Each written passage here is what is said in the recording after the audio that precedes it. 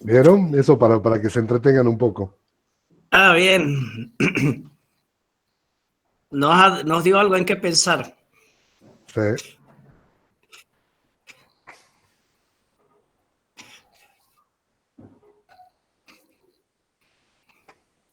What? Sí, esa es la fecha del parcial.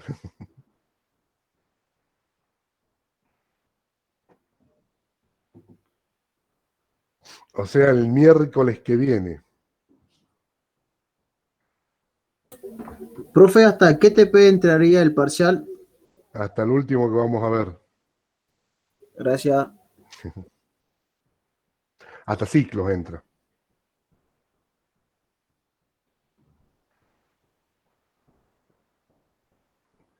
No era que le íbamos a dar una semana de consulta y sí. Hoy es martes, mañana termina el práctico, tenemos, si quieren consulta el jueves, viernes, lunes, martes.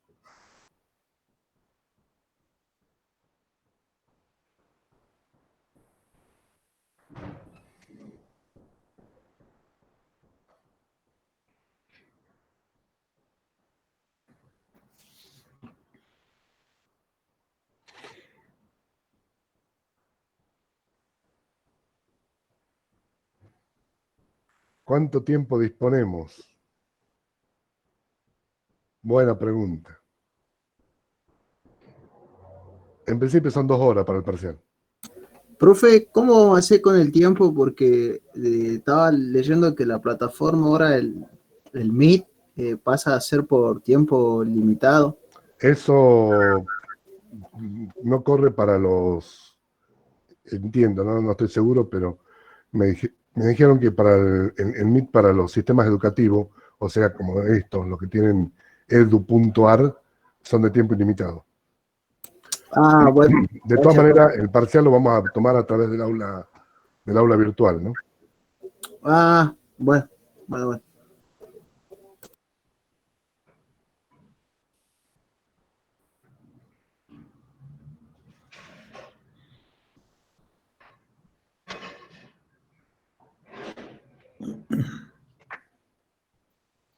¿El parcial va a ser como los ciclos que vimos hasta ahora, profe? No, los Tener en ciclos que vimos cuenta el hasta ahora son tiempo. muy fáciles. Sin tener en cuenta el tiempo, me refería. No, en los ciclos reales el tiempo importa. Ah, pero lo que vimos hasta ahora dije, ¿no?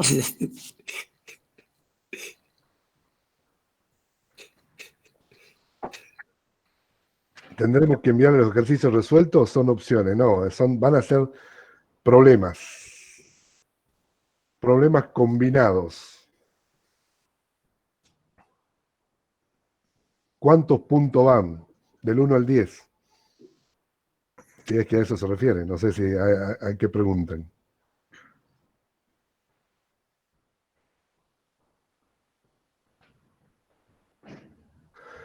Bueno, a ver, en realidad tenemos dos opciones. La del miércoles 7 y la del viernes 9. Soy muy ingenuo preguntando esto ya, ¿no?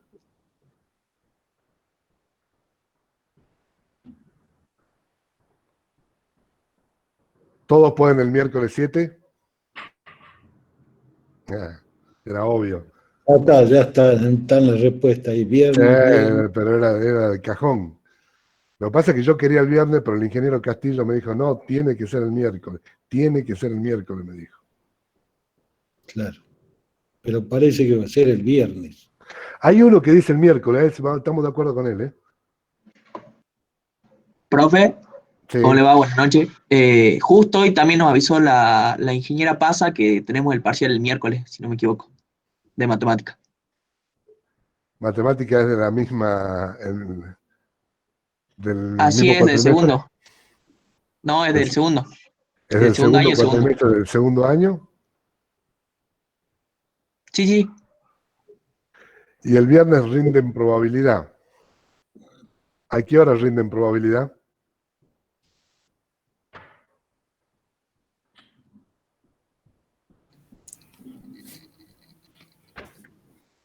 A las 7 de la mañana. No, 19 dice ahí. La clase de ella comienza a las 16, los parciales son de 3 horas. O sea que de 16 a 19. Tienen tiempo entonces. Salen de uno y entran en otro.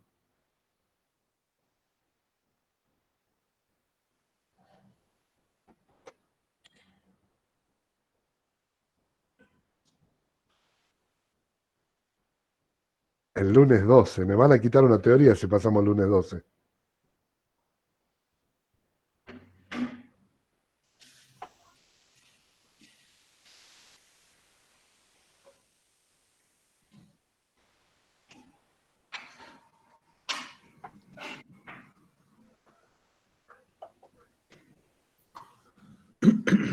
Bueno, ya estamos. Yo creo que la fecha más importante es la del recuperatorio. El recuperatorio es al final de la materia, así que olvídense.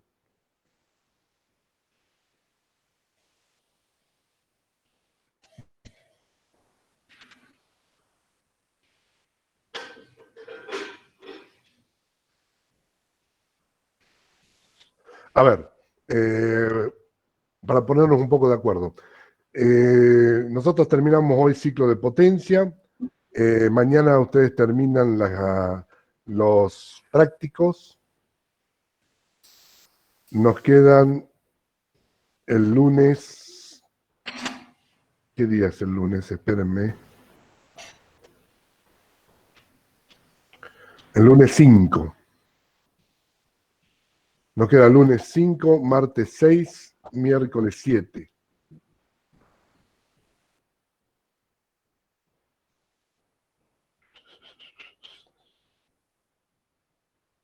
Viernes 9.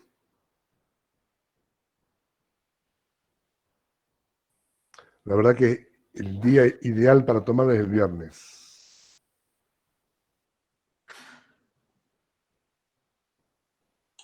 Profe, ¿Sí? ahí colgué en el chat un link para bajar el libro del Kirijim. Grande, Franco. La cátedra de termodinámica no avala este tipo de prácticas ilegales. Bueno, en realidad fue otra compañera que pagó para que se escanee el libro, digamos.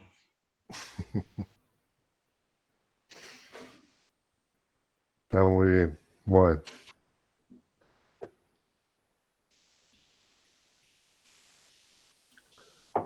Bueno, a ver, ¿lo dejamos para el lunes 12?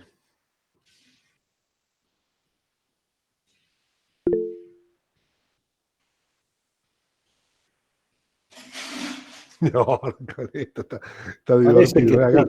Hagamos un cuestionario a Google a ver qué opinan.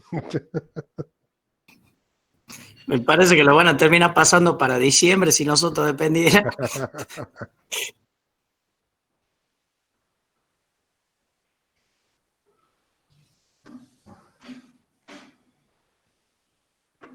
El lunes, rendimos el miércoles y rinden el viernes. Bueno, está bien. Lo vamos a dejar para el día lunes. Esto en la época del doctor Gali no pasaba. Para nada, para nada. Pasaba para el lunes 19. Éramos unos blandos nosotros, somos unos blandos, sí, está bien. Bueno, a no ser que me prometan de que por lo menos el 80% de los que rinden van a aprobar.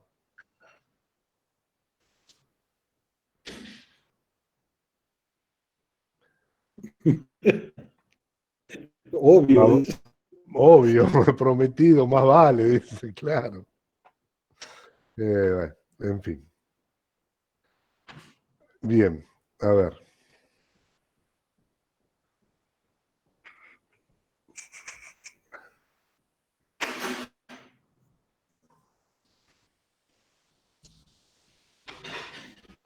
Esperemos superar la eficiencia al menos del 50%.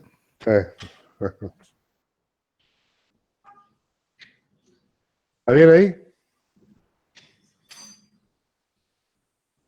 Bueno, ustedes se encargan de hablarlo al ingeniero Castillo, ¿eh? Yo no fui el que concedió esto. Sí, no creo que tenga problema el ingeniero Castillo. Se va a enojar conmigo, ya lo conozco. Sí, es bonito. Bueno, Largamos. Ok. Pregunta de lo que vimos en la clase de ayer, que fue bastante, un poquito densa, digamos, pero interesante. ¿Se han quedado con alguna duda con el tema de pérdida de capacidad de trabajo? ¿Cómo opera cómo hay que considerar el ciclo de Rankine respecto al ciclo de Carnot? ¿Alguna duda respecto de eso? Yo, mientras tanto, voy largando la grabación.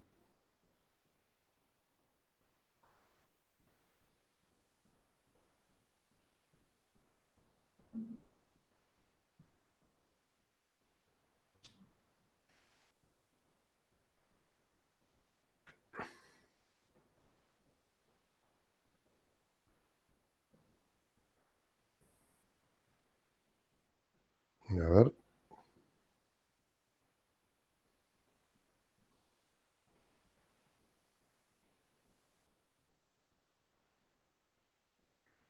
Esperemos que largue.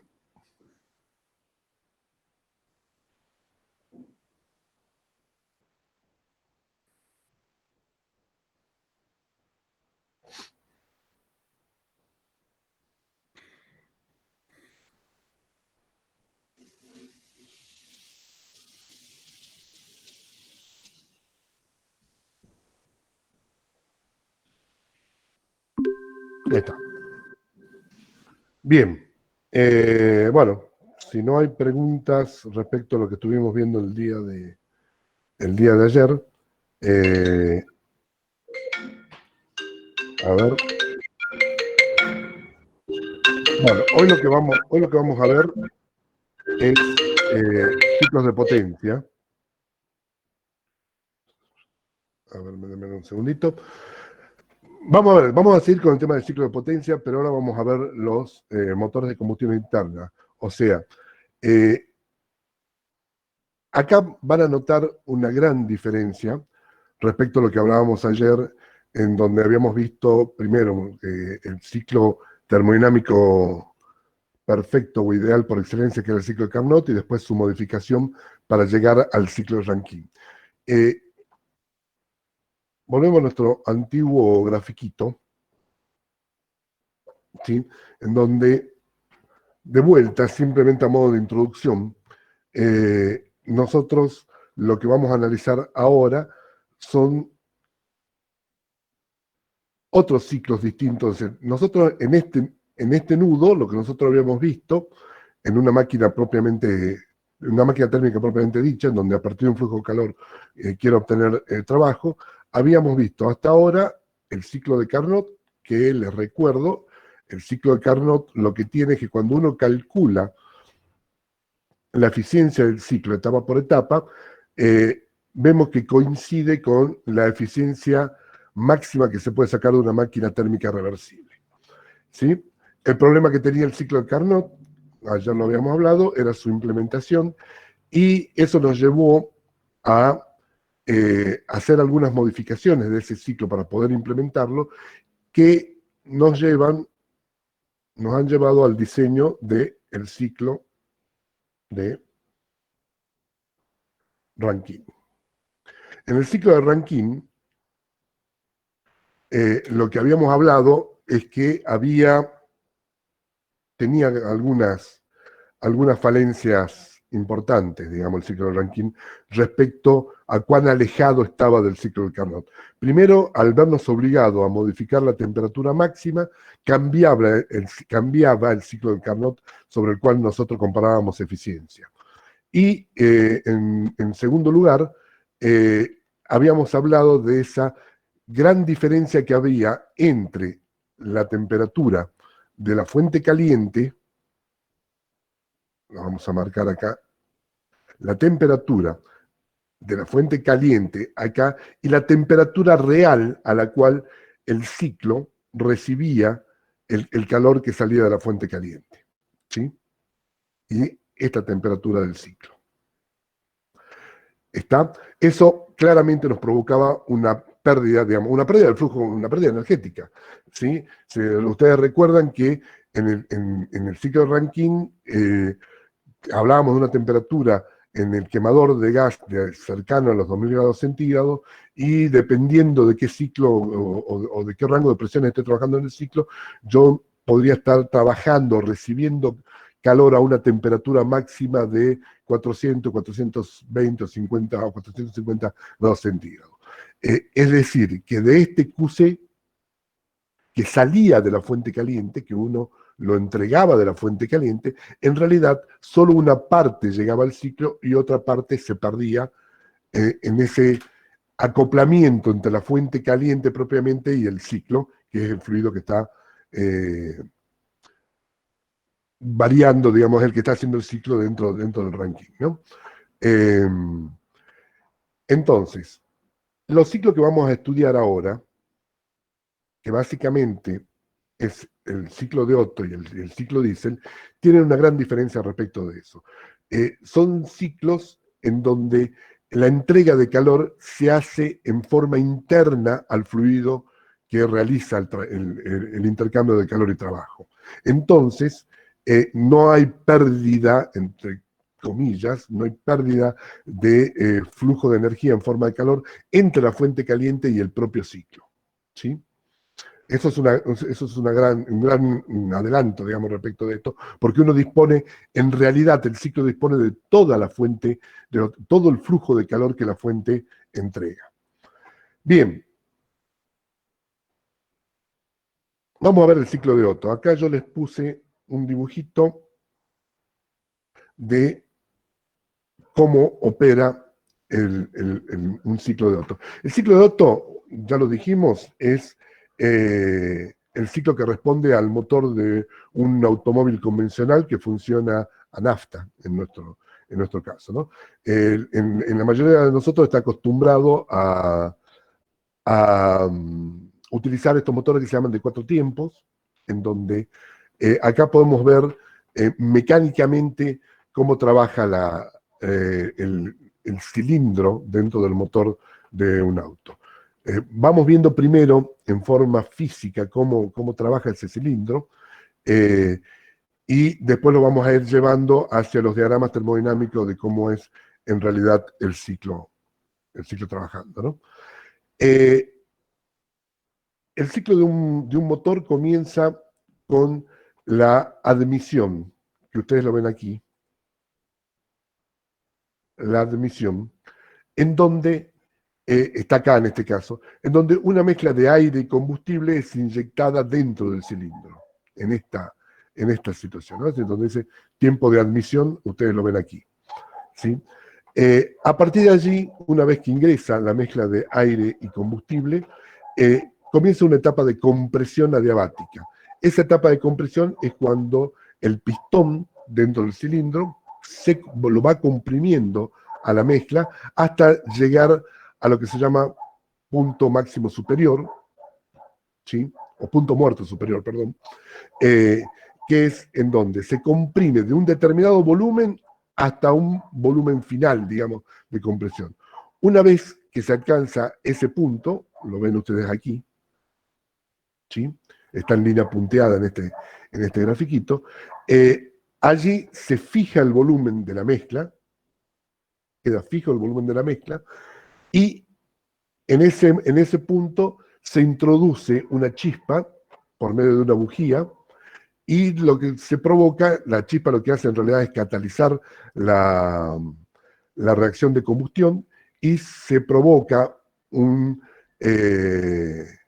entrega de calor a raíz de la combustión del combustible con el comburente, que sería el aire en este caso, y se da una etapa que es a volumen constante, acá, a volumen constante, en donde ingresa esa cantidad de calor importante producto de la combustión. A partir de allí, producto de un incremento de la presión de la mezcla, ya en este caso de los gases de combustión, el pistón retrocede y hay una expansión de tipo adiabática, que es esta, acá. Paralelamente se abre la válvula y los gases de salida pueden escapar. Al escapar, al producirse el escape de los gases de salida, tenemos esta etapa en tiempo, esto es, digamos, este gráfico que ustedes tienen acá es un gráfico real del ciclo de Otto, o más o menos real del ciclo de Otto, que después, en la posterior pizarra, lo vamos a idealizar. Pero básicamente es, yo tengo admisión, compresión, combustión, expansión y escape. Básicamente esos son las etapas que va pasando el cilindro dentro de un auto. La mayoría de los autos convencionales de hoy son de 4 cilindros, la mayoría, ¿sí? Los hay de 6, los hay de 8. Antiguamente la mezcla de aire y combustible se hacía a través de un equipo que se llamaba carburador. Hoy ya no, los autos modernos ya no tienen carburador, sino que se hace por inyección, por una mezcla de inyección controlada electrónicamente. Hoy, digamos, a diferencia de los motores de antaño, los motores son mucho más comprimidos. Ya vamos a ver de qué se trata esto de que sean más comprimidos y de menor capacidad. Es decir, antiguamente tener un auto de calle normal que tenga lo que se llamaba cilindrada, que no es otra cosa que el volumen total que tienen los cilindros en el punto muerto inferior, la suma de un punto muerto inferior. Antes estábamos hablando de que un auto normal de calle andaba entre los 2.500 y 3.000 centímetros cúbicos. Hoy eso se ha reducido bastante. Los motores son de un volumen más chico, pero de mucho más eficiencia, ¿no? Al punto de que han igualado y superado en muchos casos la potencia que tenían los antiguos motores. Estoy hablando de hace 20, 30 años atrás, ¿no? Bueno, ahora vamos a ver cómo idealizamos esto. Podemos idealizar el ciclo de Otto en estas etapas. Una compresión isentrópica, ¿sí? En donde el cilindro, el pistón empuja la mezcla hacia arriba, que vendría a ser esta etapa,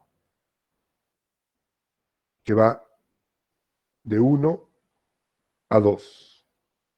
¿Sí? El volumen 1, los mecánicos lo conocen como el punto muerto inferior, es decir, es la posición inferior del pistón dentro del cilindro. Eso marca un volumen dentro de ese cilindro. ¿Sí? A partir de allí comienza una compresión, que es adiabática, hasta alcanzar el punto 2. Ustedes lo ven aquí. ¿Sí? En el punto 2 es lo que se conoce con el nombre de punto muerto superior, que es el tope de carrera del pistón, ¿sí? Y donde se fija el volumen que queda dentro de la cámara del cilindro, y en ese momento es donde salta la chispa de la bujía y se provoca la reacción de combustión entre el combustible y el aire. Es decir, fíjense de que el fluido que hace, que recorre el ciclo, en realidad es primero una mezcla de aire y combustible y después son los propios gases de combustión. ¿Sí? Una aproximación bastante aceptable para el estudio del ciclo de estudio, para el estudio básico del ciclo de Otto, es suponer que todo el ciclo se mueve con un fluido que responde a la ley de los gases ideales. Esto, vuelvo a reiterar, es para el estudio básico primario del ciclo de Otto, ¿no? Es decir, cuando ya se va a diseñar un motor, se tienen en cuenta un montón de cosas que ocurren en la realidad y alejan a estos gases de la idealidad, ¿no? Ahí ya se habla de que las expansiones no son isentrópicas, son politrópicas, tengo un frente de llama, tengo un frente de explosión que se denomina. Bueno, hay toda una serie de consideraciones que cuando ya se está realmente diseñando este ciclo, este motor, perdón, hay que tener en cuenta. Por ahora y a los efectos académicos, nosotros nos basta con considerar de que el fluido que realiza el ciclo se comporta idealmente. ¿Está? Bueno, entonces le decía, siguiendo con esto, que las etapas, en la etapa de combustión, es una etapa que se lleva a cabo a volumen constante, en donde tenemos el ingreso del calor producto de la reacción química, y acá está representado en este diagrama en la etapa 2 a 3. Si ustedes miran, si quieren ir mirando en forma paralela, yo tengo el mismo ciclo representado en un diagrama temperatura-entropía, ¿sí? En donde fíjense que de 1 a 2, acá está claramente la diabática. Profe, disculpe, ¿Sí? ¿se ve muy chiquito el cursor? O no sé si mis compañeros lo ven así. Vamos a ver. Por ahí en vez de eso uso el resaltador. A ver. Etapa 1. A ver, si quieren, para que les quede más claro, podemos hacer otra cosa. Esta es la ventaja de la virtualidad. Denme un segundito. Otto ideal.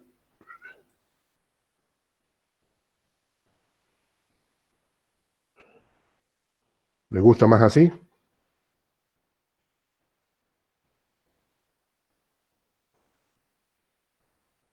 Sí, está mucho mejor, profe. Sí, profe, mejor. Tan exquisito ustedes, tan exigente, no exquisito. Es que el Ahí está. tamaño importa, profe. ¿Eh? El tamaño importa. Es una falacia que diga que no. Está muy bien. Bueno, a ver, aquí y acá. Lo quiero poner como para que ustedes lo puedan ver mejor. Ahí está. ¿Sí? Entonces, les decía, desde el punto 1 al punto 2 es una diabática. ¿Sí? Es una compresión adiabática o isoentrópica. ¿Sí? Acá dice isentrópica, nosotros usamos, me parece que es más un problema de traducción. Nosotros utilizamos isoentrópica. Bien, les decía, en la etapa de 2 a 3 tenemos la combustión, por lo tanto, un gran flujo de calor ingresa al ciclo, ¿sí? Y lo hace en forma isométrica o isocórica. Esto es la etapa de 2 hasta la etapa 3 acá arriba. Si miramos el diagrama TS de 1 a 2, acá, ¿sí? Tenemos la compresión adiabática. Acá yo tengo un ingreso de trabajo. De 2 a 3 es donde se provoca el calentamiento a volumen constante, o sea, hay un ingreso de calor llevado a volumen constante, ¿sí? En donde hay solamente, y acá si bien está escrito, lo vuelvo a reiterar con mi... Acá hay una gran entrada de calor. En la etapa 3-4, la etapa 3-4 es la expansión adiabática. Si volvemos a la etapa 3-4 se da acá, en donde el pistón se expande, ¿sí? Mueve la biela del cigüeñal y es la que provoca la rotación del eje, ¿sí? Que es justamente lo que nosotros queremos. O sea que en la etapa 3-4, acá tengo una salida de trabajo, acá tengo una entrada de trabajo 1-2, la entrada de calor QC, lo vamos a llamar así, y acá en este diagrama, en esta representación, de acá sale el trabajo 3-4.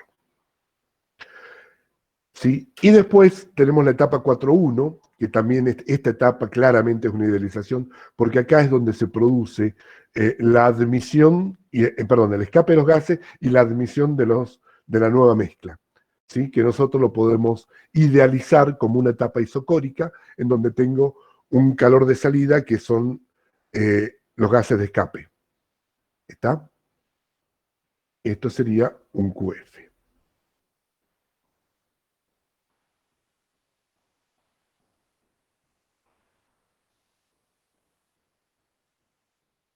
Pongan la mano en la salida del escape del auto, cuiden no tocar el caño nada más, y van a ver de que los gases que salen son gases calientes. O sea, con esos gases se está yendo calor del ciclo. Si ¿Estamos? tienen suerte, sí. ¿Eh? Si tienen suerte, sí, porque si tira aceite, pues ese ya está quemando aceite. Ese ya es otro problema. Tiene un problema de aro serio ahí. Sí. Bueno, ahora, fíjense lo interesante de este ciclo. No tengo etapas combinadas de calor y trabajo. Donde tengo intercambio de trabajo, no tengo intercambio de calor. Y donde tengo intercambio de calor, no hay trabajo. ¿Sí? Porque en las isentrópicas no hay desarrollo de calor y en las isométricas o isocóricas no hay intercambio de trabajo. ¿Está? Bueno, ahora vamos a hacer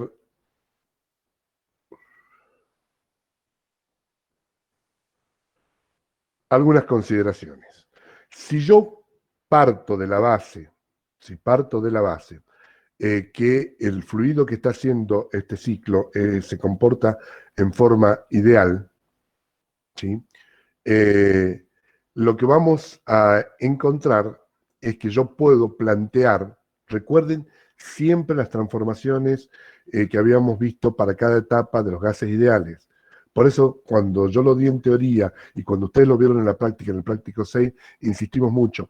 El análisis de un ciclo termodinámico se basa principalmente en el cálculo de intercambio de calor y trabajo en las distintas etapas, en las distintas formas de las etapas, ya sea diabática, isométrica, isobárica, ¿sí?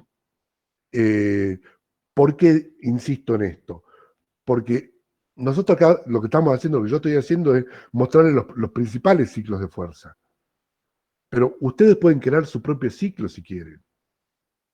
¿Sí? Y el análisis, la forma, la metodología de analizar un ciclo siempre es la misma, suponiendo que estoy trabajando con gases ideales, ¿no? Entonces, si ustedes se remiten a la teórica o al práctico, en donde vieron transformaciones de los gases ideales, van a ver de que uno puede calcular qué ocurre en la etapa 2-3. Vamos a la etapa que nos interesa. En la etapa 2-3, que es un calentamiento de tipo isométrico, ahí no tengo trabajo porque no tengo variación de volumen. ¿Sí? ¿Eso qué significa? A ver si yo voy escribiendo acá y no los... En la etapa 2-3, o sea, ustedes recuerden que trabajo era menos P diferencial de B. ¿Sí? En el trabajo 2-3 es igual a 0 porque dB vale 0. El diferencial de volumen. ¿Está? Por lo tanto, en la etapa 2-3, el delta de U 2-3 es igual al calor 2-3. ¿Y cuánto vale la variación de energía interna para un gas ideal? Pregunto. ¿No era 0? Pero, Pregunto de vuelta. ¿Cuánto vale la variación de energía interna para un gas ideal? Voy a hacer de cuenta que no escuché esa respuesta.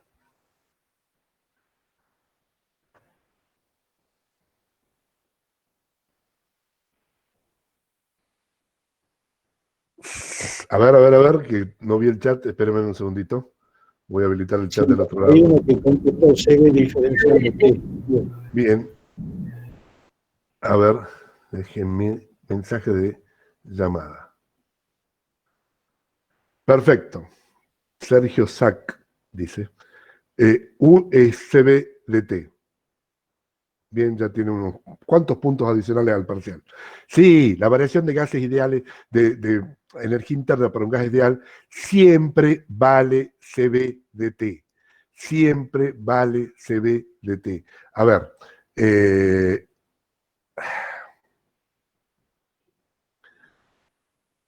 Profe, Ahí- ¿y nosotros ahí siempre trabajamos con un mol o tendríamos que sí o sí ver el ejercicio? A ver. como dice con- El tema del mol, si uno no lo hace aparecer al número de moles, lo estoy calculando por unidad de mol. ¿Me entienden? O sea, si a ustedes en el problema le dice son 15 moles, multipliquen lo que estamos haciendo por 15. ¿Está? Es decir, va a depender de que si uno está trabajando por unidad de mol o no. En eso no, ahí, por eso nosotros insistimos en que no se hagan mucho problema. Ahí, Oscar, ahí Sí. vamos a agregar una cosita. Perfecto. La pregunta es, ¿CB depende, es constante? Para un gas ideal, la capacidad calorífica, volumen constante, ¿es constante? Cuando queremos integrar esa ecuación, podemos sacar el CB afuera de la integral y poner CB por el delta T. ¿Está bien eso? Puedo hacer, cuando yo hago la integración, entre un punto 1 y un punto 2 cualquiera, lo que pregunta el doctor es si este CB lo puedo sacar acá o no. Para un gas ideal.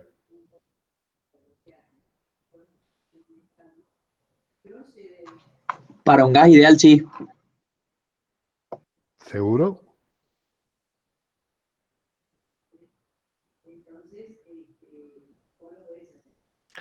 A ver, la capacidad calorífica para un gas ideal, tanto CB como CP, solamente dependen de la temperatura. O sea, yo le estoy contestando ahora lo que preguntó el doctor.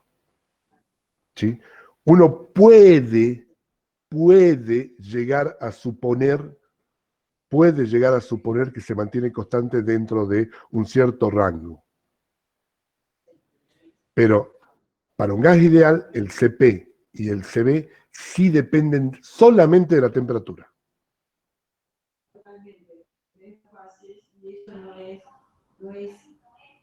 ¿Estamos?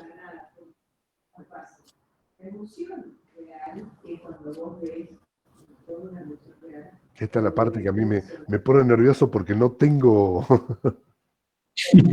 No, sí, acá dicen sí, sí. No, es constante si depende de la temperatura. ¿Cómo? Si nos basamos en lo que usted acaba de decir, no sería una constante. No, normalmente no es una constante. Es decir, perdón, a ver, vamos a ver. En la realidad, el CP y el CB es una función de la temperatura solamente para los gases ideales. O mejor dicho, para gases ideales, CB y CP solamente depende de la temperatura. No depende de otra variable que no sea la temperatura. ¿Sí? Uno puede, además, hacer la suposición que en un determinado rango de temperatura, lo puede suponer constante. Pero hay que hacer esa aclaración. Claro, o tomar el promedio, hacer el valor medio en ese intervalo de temperatura, entonces ahí se considera como una constante, se la saca de la integral. Pero hay que calcular el CB medio primero. Claro, ustedes se acuerdan de ayer cuando me preguntaron cómo calcular la variación de entropía de la turbina, de la turbina real, digamos, que la pregunta me la hizo Federico Franco ayer. Sí. Y yo le dije, calculen primero el CP medio, y lo calculan así. ¿Sí? Era el delta entalpía sobre el delta T. ¿Sí? Ahí estamos hablando también de vapor de agua. Normalmente a la presión de que trabaja un condensador se comporta como un gas ideal, porque está a alta temperatura y baja presión. ¿Está? Bien, bueno. Ahora tengo que volver yo, espérenme. Entonces, esto que yo lo escribo así de grande, lo hago para que no se olviden. Recuerden que yo puedo calcular siempre el delta de U de un gas ideal como CB diferencial de T. No importa qué proceso sea. No importa qué proceso sea. Siempre vale esto. Isobárico, isométrico, adiabático, Isotérmico también vale esto, pero con una salvedad. En el isotérmico, por eso cuando ustedes recién dijeron 0 alegremente, solamente vale para el isotérmico por el hecho que el dt vale 0. En el isotérmico, esto vale 0 y por ende la variación de energía interna vale 0. Es en el único proceso que vale 0. ¿Por qué? De vuelta, porque la energía interna es solamente función de la temperatura para un gas ideal. Si la temperatura permanece constante, la energía interna permanece constante. ¿Sí? Si no estoy en un proceso isotérmico, sí tiene un valor y se calcula como CB diferencial de T. ¿Estamos? Bueno.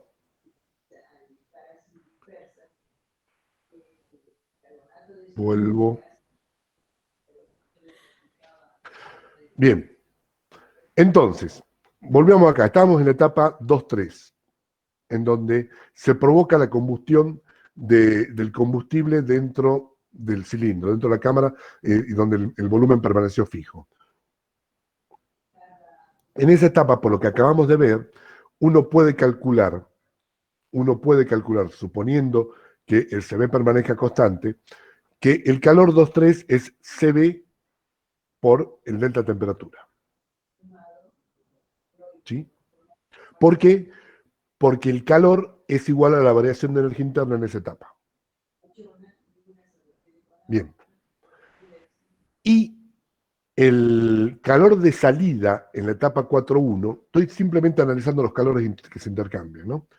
El calor de salida en la etapa 4.1 también lo puedo calcular como un CB por el delta temperatura. T1 menos T4. Fíjense que T1 es menor que T4, entonces este calor va a ser negativo.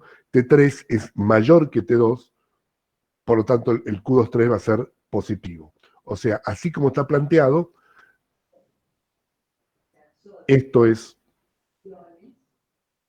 mayor que 0 y esto es menor que 0. Lo cual está bien, me está indicando que en un caso está entrando y en otro caso está saliendo. Bien.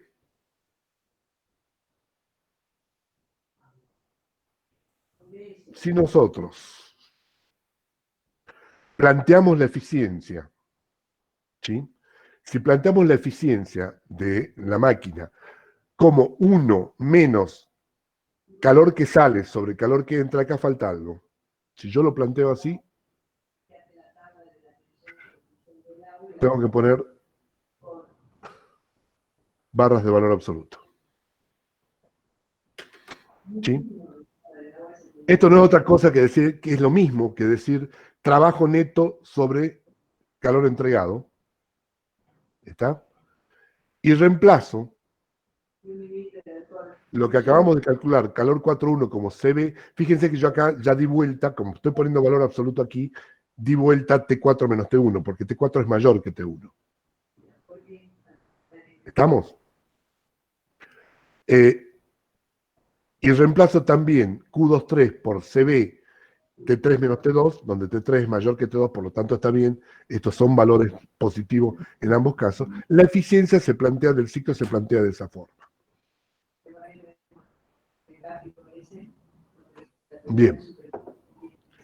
¿Cómo seguimos?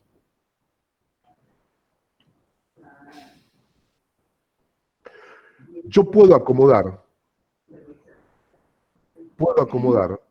obviamente los CB se simplifican, y puedo acomodar las temperaturas de esta manera. Arriba saco factor común T1, ¿sí? Entonces me queda T4 sobre T1 menos 1, y abajo, en el denominador, saco factor común T2. ¿Cuál es T1 y cuál es T2? T1 está acá, es esta, y T2 es esta. Ya van a ver por qué lo hago. Acá estoy acomodando matemáticamente nada más la cuestión. Pero fíjense en algo interesante.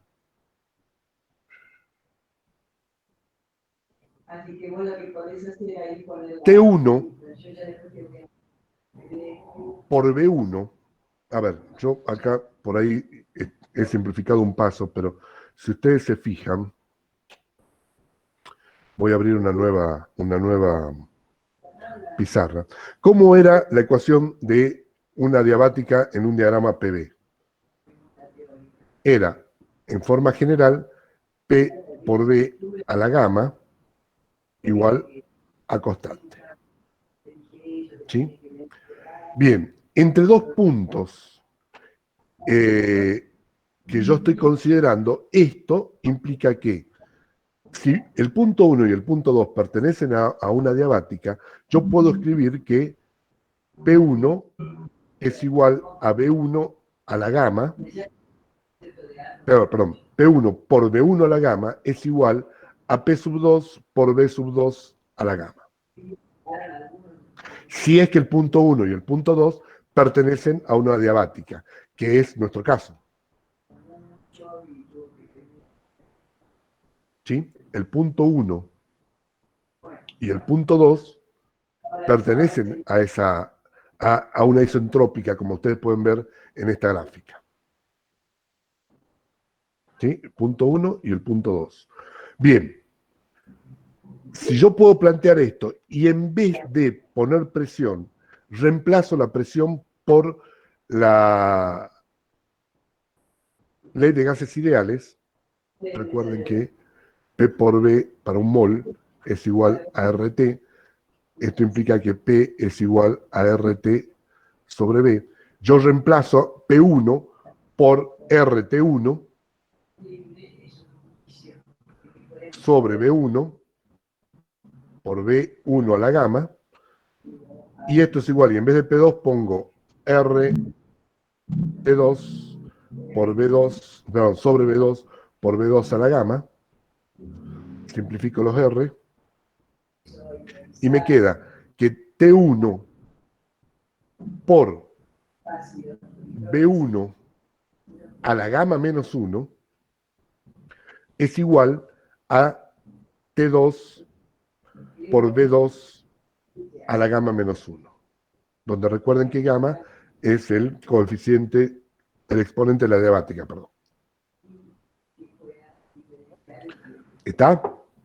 Es solamente un juego matemático, nada más. ¿Cómo se refería a nosotros? Bueno. ¿Qué? ¿En verdad? Están hablando con la muerte. Fíjense, alguien tiene habilitado el micrófono, por favor. Ahí está. Bueno, haciendo uso de esa relación, ¿sí? Nosotros encontramos que T1 sobre T2 es igual a B2 sobre B1 a la gamma menos 1. Eso, nuevamente, surge de lo que yo acabo de demostrar acá abajo. Surge de esto. ¿Está? Bien. Pero B2, si ustedes se fijan en el grafiquito, es igual a B3. Y B1 es igual a B4. Por lo tanto, yo puedo reemplazar B2 por B3 y B1 por B4. Y entonces digo que esto es igual a B3 sobre B4 a la gamma menos 1. Y a su vez, B3 sobre B4 a la gamma menos 1 es igual a T4 sobre T3. Por la misma relación que acabamos de mostrar. Por esta. Esto yo lo puedo aplicar perfectamente. Puedo decir que T3 por B3 a la gamma menos 1 es igual a T4 por B4 a la gamma menos 1, porque el punto 3 y el punto 4 pertenecen también a una misma isentrópica. El punto 3 y el punto 4 pertenecen a una misma isentrópica. Entonces, esta relación que yo estoy mostrando aquí es perfectamente válida. Si hago cumplir esta igualdad, yo puedo acomodar y decir esto. Que T4 sobre T1, paso T1 para acá y paso T3 para arriba, T4 sobre T1 es igual a T3 sobre T2. Entonces, fíjense, lo que yo estoy diciendo es, y ahora sí me voy acá arriba, T4 sobre T1 es igual a T3 sobre T2. Por lo tanto, esto se simplifica y yo puedo decir que esto es 1 menos T1 sobre T2. ¿Sí? ¿Me siguen hasta ahí?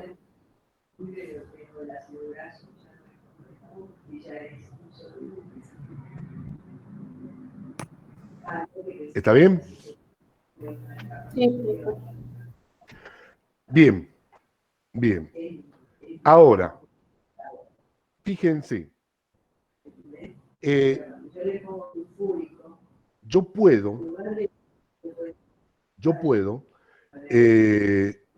espérenme un segundito, que acá me estoy olvidando. Denme un segundito, por favor. Me parece, me estoy... Ah, no, está bien.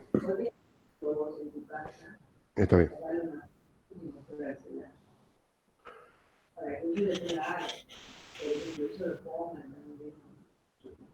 Estoy aquí. Bien. Ah, no estoy en esta pantalla, me estoy mezclando pantalla. Acá está.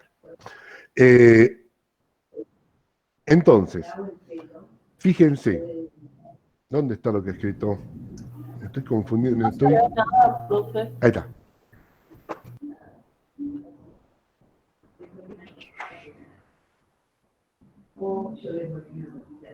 No sé por qué perdí la pantalla.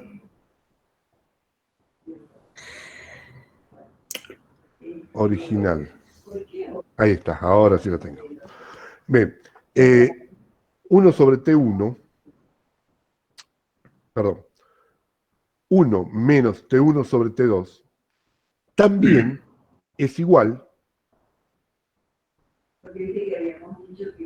Si ustedes fíjense, T1 sobre T2, lo tienen acá, es lo mismo que poner B2 sobre B1 elevado a la gamma menos 1. ¿Por qué? Porque acá tengo la relación esa. Esa relación la tengo marcada aquí, que es la de la diabática.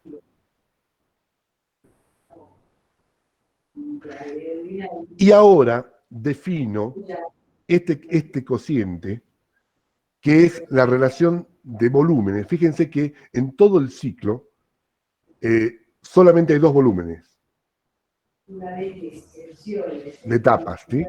Que es el que se llama punto muerto inferior y punto muerto superior. Esto es V1 aquí y V2 acá.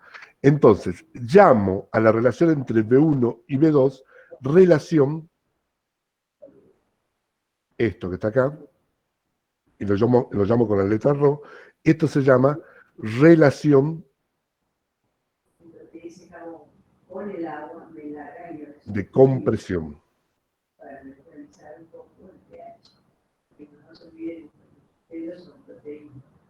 Bien.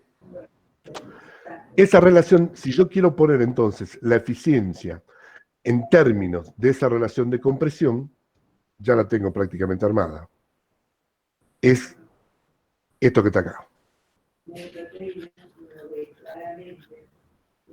Fíjense que acá dice B2 sobre B1, lo tengo que invertir, ¿sí? Y digo que la eficiencia del ciclo de Otto es 1 menos 1 sobre Rho gamma a la menos 1. ¿Por qué hacemos esto? Esto es una forma, más que de los químicos y termodinámicos, esto es una forma que le gusta utilizar a los ingenieros mecánicos, que son realmente los diseñadores de los motores, ¿no? Es decir, ¿qué es lo que dicen? Que se puede poner la eficiencia de un ciclo de Otto directamente entre la relación del punto muerto inferior y el punto muerto superior.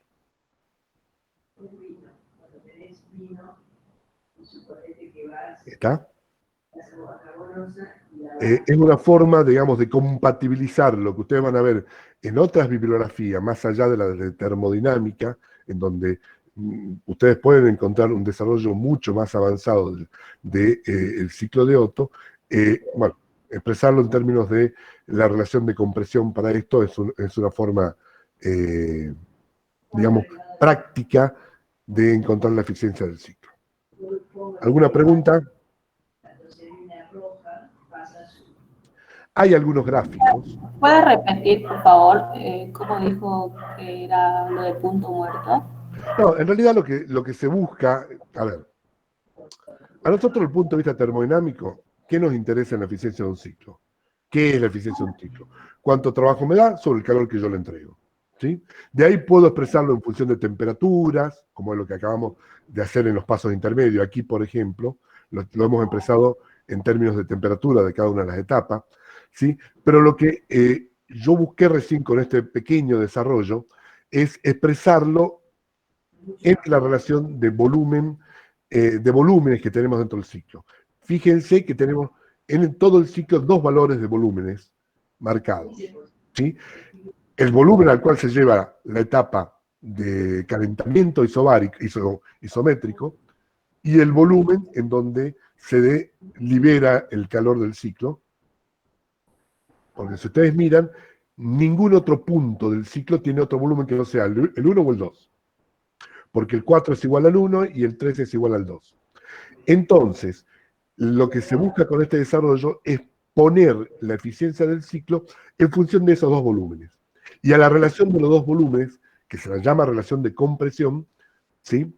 Que se define como B1 sobre B2, ¿sí? El volumen más grande sobre el volumen más chico, se lo conoce con el nombre de Rho, algunos lo simbolizan con el nombre de Rho, y así como lo hemos desarrollado, terminamos poniendo la eficiencia del ciclo en función de esa relación de compresión, que es esto que ustedes tienen acá.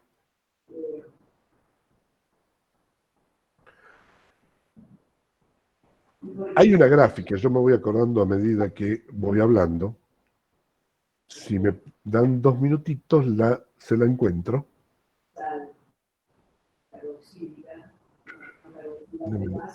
Un minuto. Hay una gráfica, ahí ustedes van a dejar de ver la pantalla, seguramente.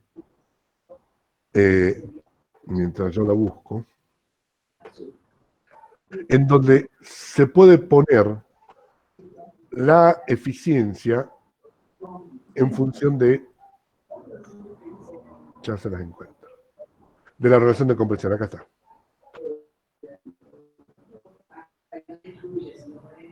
No, esta es de la...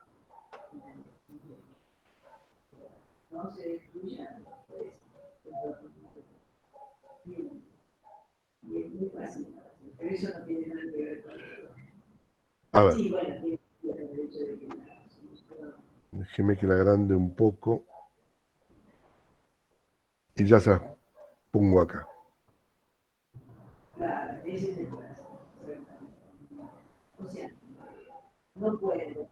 Espero que no la puedo agrandar a la imagen.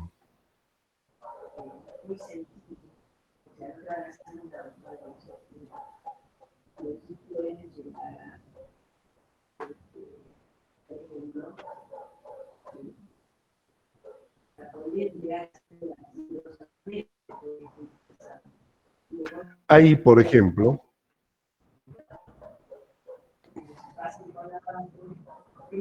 ustedes tienen una curva, esto está sacado del Senkel, cómo varía la eficiencia termodinámica del ciclo, ¿sí? En función de la relación de compresión. Fíjense que llegan momentos en donde ya no se puede comprimir más, no tiene sentido aumentar la relación de compresión del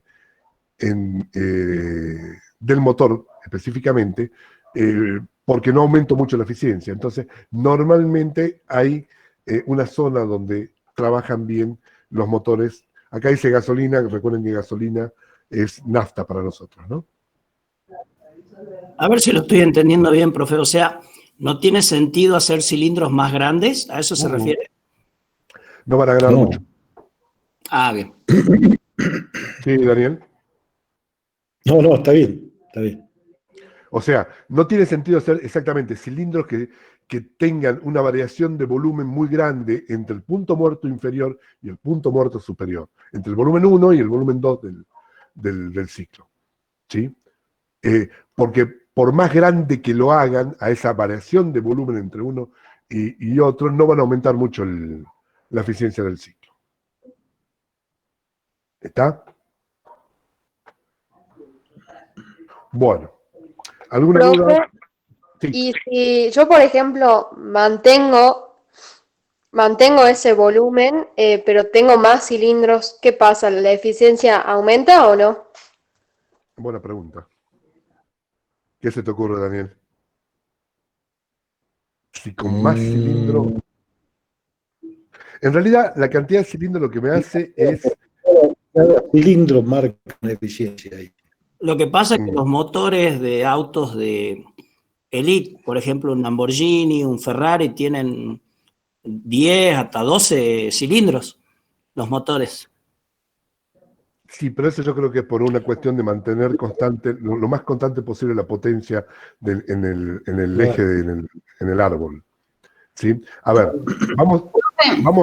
vamos a hablar por el absurdo. Supongamos que tengo un motor de estos, pero con un solo cilindro. Es más o menos, ¿se acuerdan con mi rueda?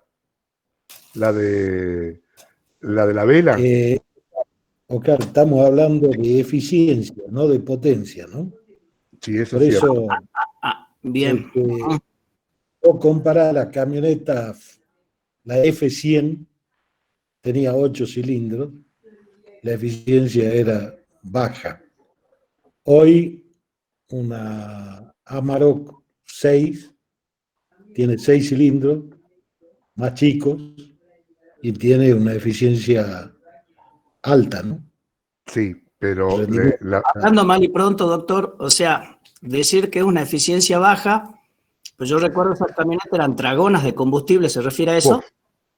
Sí, tal cual, claro. Sí. Pero a ver, yo ahora la pregunta que me hago, por eso esta es la parte linda de la termodinámica. Yo tengo un cilindro que me cumple el ciclo de Otto, ¿sí? Un cilindro.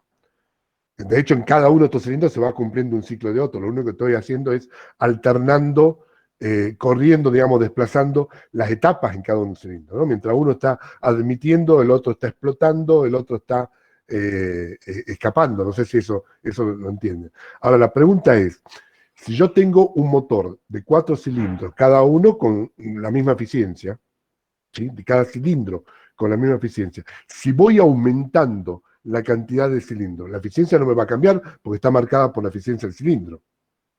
Lo único que voy a lograr es tener mayor constancia en la potencia del trabajo de árbol, del eje girando, digamos.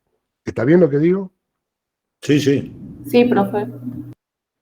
Estoy razonando con ustedes, ¿eh? No es una pregunta que uno la tiene en un libro de termodinámica comúnmente.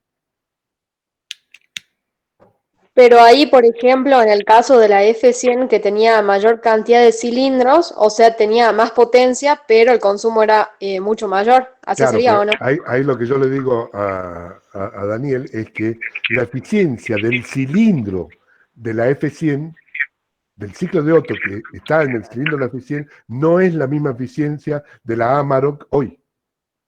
Claro, seguro. ¿Sí? Claro, va variando, digamos. Incluso los modelos de nuevo Ranger, creo que viene motor 2.6 y 2.4, que pican más que los viejos. Sí. En realidad viene el motor 2.2 las Ranger, ya no viene más 2.6 ni 2.4, trae motor 2.2.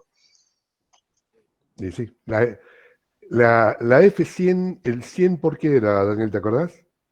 ¿Cómo? ¿Por qué le llamaban F100?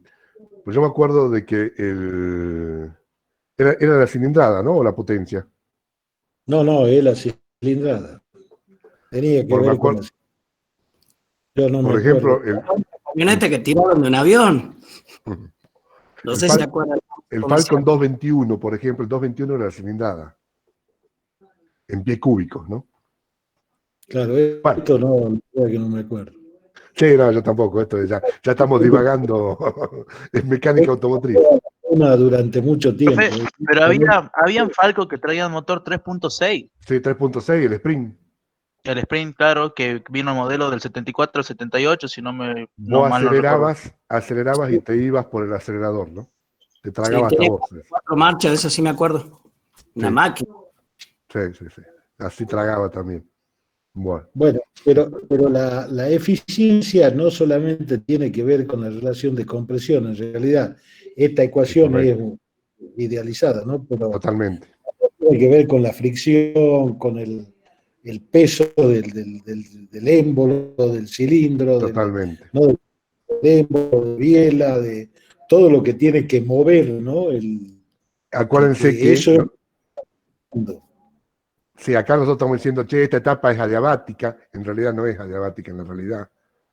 ¿Sí? Es politrópica. Claro, creo que vos encontraste un ciclo de Otto real.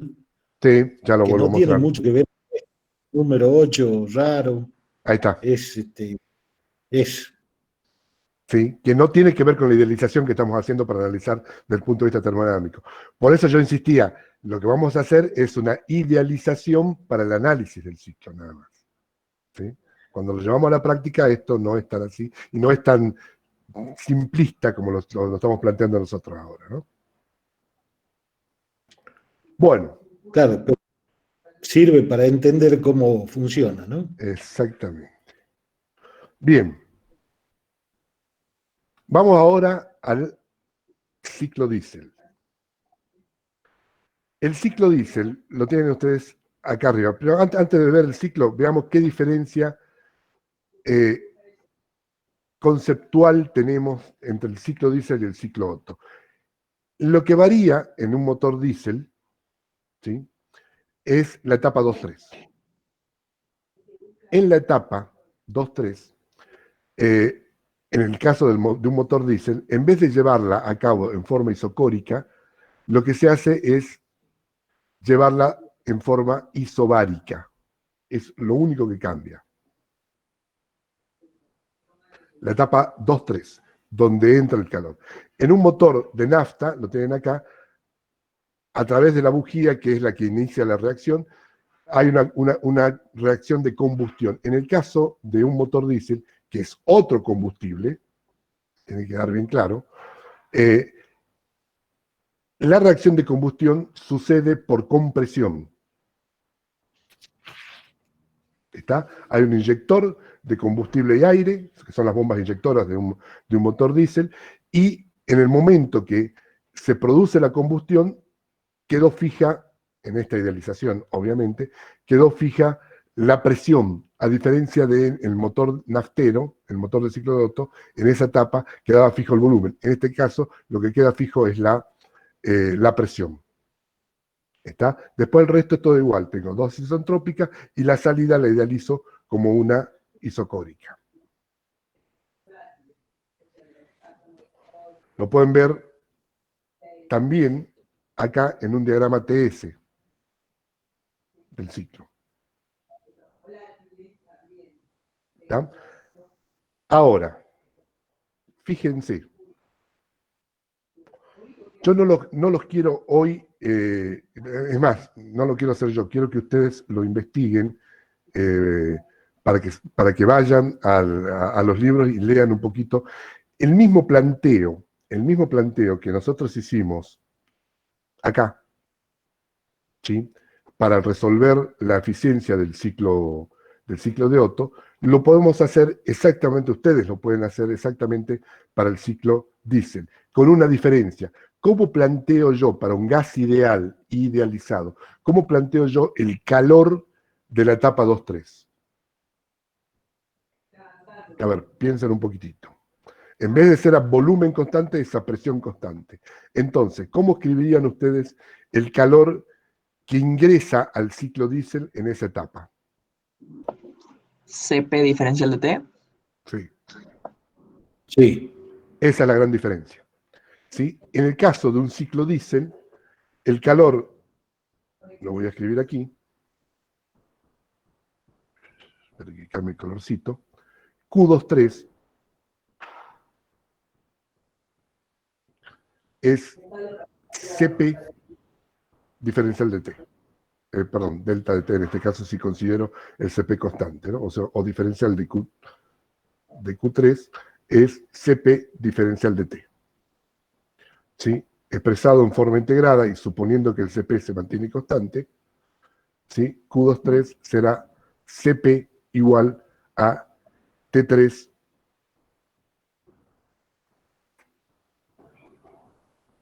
menos T2. El otro, en el ciclo de Otto, nosotros en vez de poner Cp acá, poníamos Cb. ¿Sí? El resto se mantiene todo igual. Haciendo un análisis de ese tipo y definiendo, fíjense que ahora en el ciclo diésel me aparece otro volumen. En el ciclo de Otto teníamos dos nada más, ¿sí? El volumen 1 y el volumen 2. Ahora el volumen 3, este volumen que aparece aquí, en el ciclo diésel, es un tercer volumen que me está jugando. Entonces, ahí se define una nueva relación que se llama relación de inyección. Relación de inyección. La relación de inyección, que bueno, la bibliografía usa un montón de... La relación de inyección, lo voy a llamar Rho sub I, es V3 sobre V2. Bueno, y ahí es donde yo quiero que ustedes se pongan a investigar un poquitito, lean, porque en realidad ni siquiera tienen que leer, tienen que hacer el mismo análisis que hicimos para el ciclo de Otto y van a llegar a esta conclusión. Que la eficiencia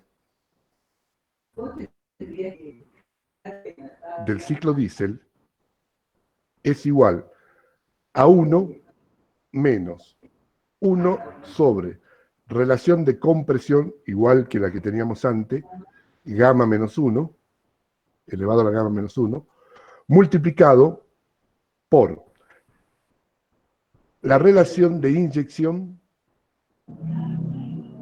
elevado a la gamma menos 1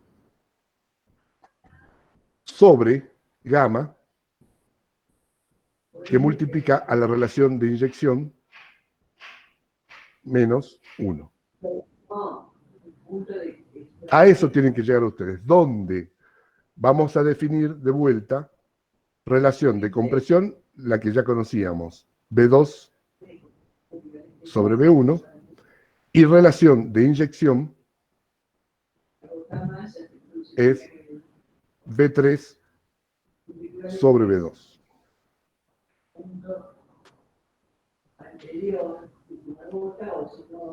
¿Está? Bien. La deducción de esto es lo que ustedes quiero que lean, hagan el mismo análisis, la misma metodología que hicimos para el ciclo de Otto, van a tener que ir viendo justamente que B3, cómo se relaciona B3 con B2, ¿está? Y van a llegar a esta ecuación, tienen que llegar a esta ecuación de eficiencia.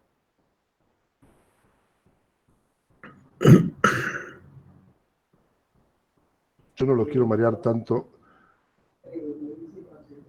con deducciones. Quiero que piensen un poquito y la busquen ustedes a esta relación. Fíjense que la eficiencia del ciclo diésel,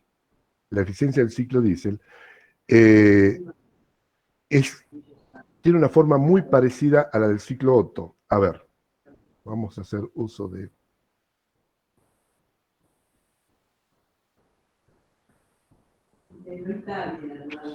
Si yo tapo aquí,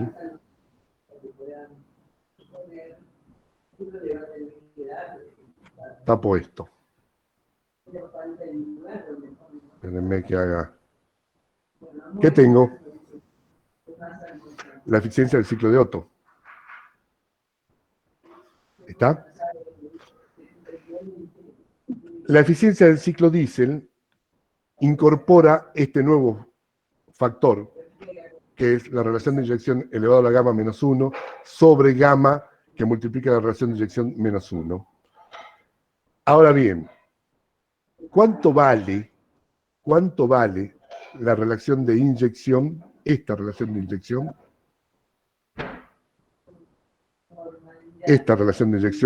para un ciclo de Otto? Para Otto, ¿cuánto vale?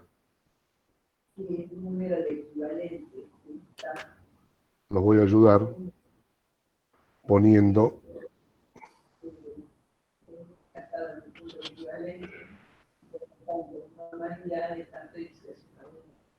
el ciclo de Otto. Para el ciclo de Otto, que es este que yo acabo de poner aquí, ¿cuánto vale B3 sobre B2? B3 sobre B2. 1. 1. 1. Correcto. ¿Sí? Para el ciclo de Otto, la relación de inyección vale B3, de B3 sobre B2 vale 1. Entonces acá, ¿qué me quedaría? 1 menos 1, 0. Sobre 1 menos 1, 0. Recuerden que gamma, lo voy a poner acá a la par, no se olviden de que el gamma de la diabática para un gas ideal es CP sobre CB. ¿Sí? Entonces, acá ¿qué tendría? 0 sobre 0. Esto es una indeterminación. ¿Cómo puedo resolver matemáticamente esa indeterminación de 0 sobre 0? A ver, recuerden análisis matemático. Con el límite. ¿Qué regla tenía que aplicar ahí? ¿L'Hopital? Sí. ¿Se acuerdan? Si yo aplico regla del L'Hopital partiendo de la eficiencia del ciclo Diesel y quiero llevarlo a un Otto, por decirlo así, aplico regla del L'Hopital y esto ¿cuánto me da si aplico regla del L'Hopital? Recuerden que tengo que derivar, ¿sí? Aplicando L'Hopital, esto, voy a cambiar de color, esto, ¿sí? Se me hace igual a 1. Y tengo la eficiencia de ese ciclo en donde la relación de inyección se transforma en 1, que vendría a ser el ciclo de Otto, me queda la eficiencia que nosotros habíamos encontrado hace un rato del ciclo de Otto como 1 menos 1 sobre relación de compresión a la gamma menos 1.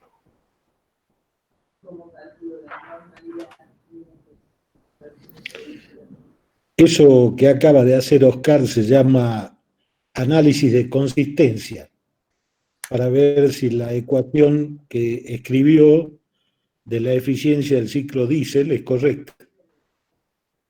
Si al reemplazar la relación de inyección por 1 obtiene la eficiencia del ciclo de Otto, la ecuación estaba buena, está bien. Está bien hecha. ¿Sí? Tarea para la casa, demuestran la eficiencia del ciclo Diesel en términos de relación de inyección y relación de compresión. Bien, ahora, preguntas hasta acá, ¿entendieron esto último? Porque ahora vamos a comparar los dos ciclos.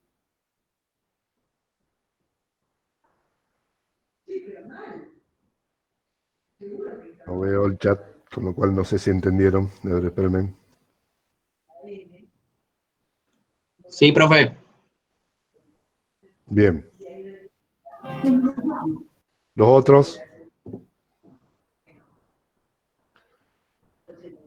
Profe, ¿cuál fue la tarea? La tarea es que demuestren esta ecuación. Demuestren de la misma forma, con la misma metodología que hicimos la del ciclo de Otto, la tarea para ustedes es lleguen a esta ecuación del ciclo Diesel.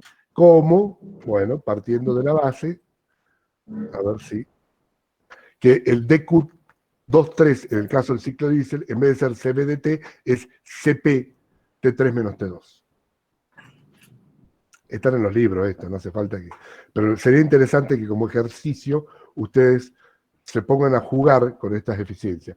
Recuerden que siempre, para estos ciclos, ustedes tienen que partir de que el rendimiento, lo hago acá arriba, es 1 menos calor de salida, en valor absoluto, sobre calor de entrada.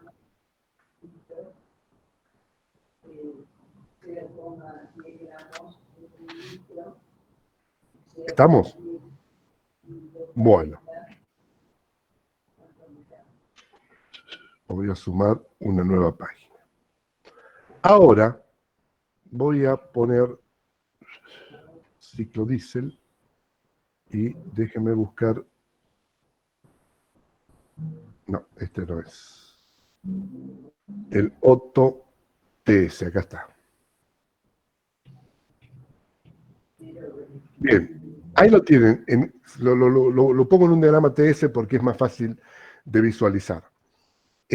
Lo que queremos hacer ahora es comparar los dos ciclos.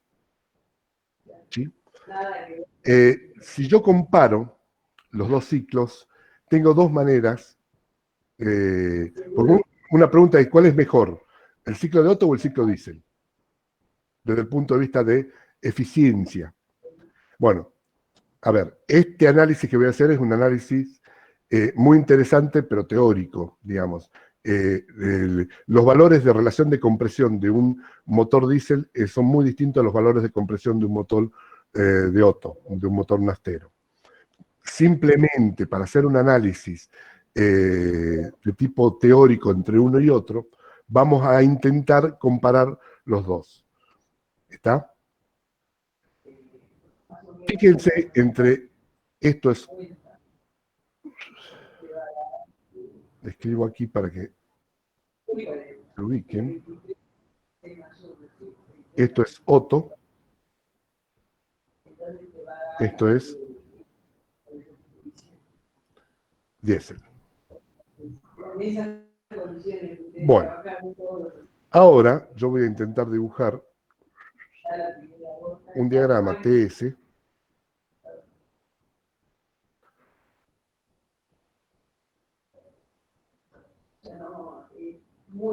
en donde presupongo que el punto 1 y el punto 2 son comunes a ambos ciclos. ¿Sí? Lo voy a dibujar aquí. Un poquito más chico, no me gusta esto.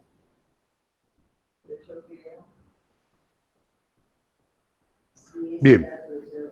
Yo ahora le estoy diciendo que el punto 1 y el punto 2 son comunes a los dos ciclos. ¿Qué estoy diciendo?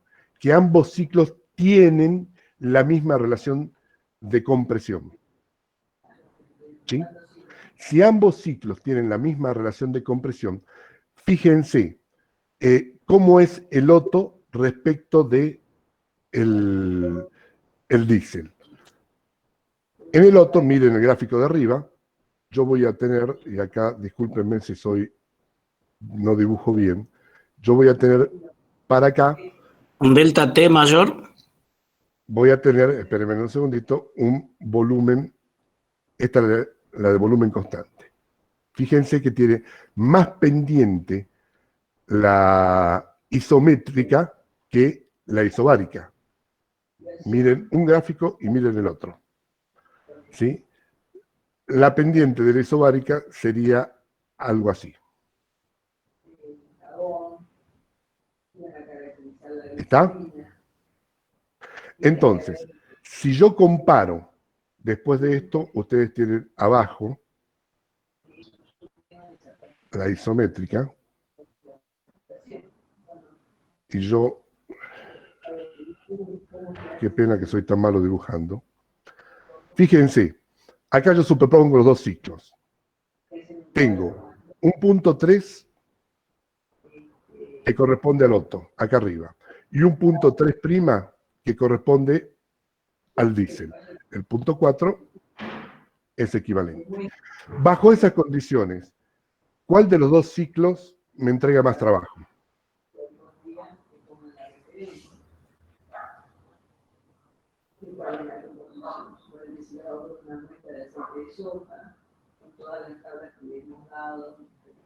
Piensen cuál de los dos me entrega más trabajo. Si quieren, ¿No habría que hacer lo mismo que con el de Rankine y el de... Paren, yo estoy hablando de esta condición. Después vamos a hacer lo mismo que... Este es el diésel. Esto que está en verde acá es el diésel. O sea, el de Otto es 1, 2, 3, 4. El diésel es 1, 2, 3', 4. ¿Cuál de los dos me entrega más trabajo? Bajo esa condición. El Otto. El Otto. El Otto me entrega más trabajo. Si estoy comparando los dos ciclos con la misma relación de compresión, puedo decir de que el Otto es más eficiente. ¿Sí? Ahora, ¿cuál es la diferencia grande entre el Otto y el diésel? Que el Otto alcanza una temperatura máxima mucho más alta.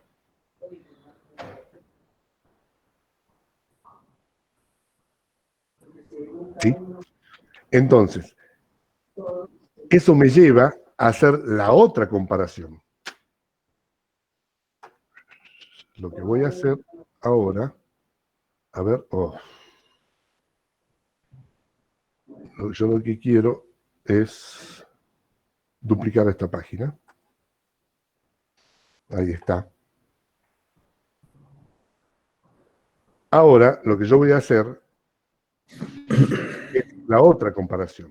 No voy a presuponer de que tienen la misma relación de compresión, sino lo que voy a suponer es que ambos ciclos alcanzan la misma temperatura máxima.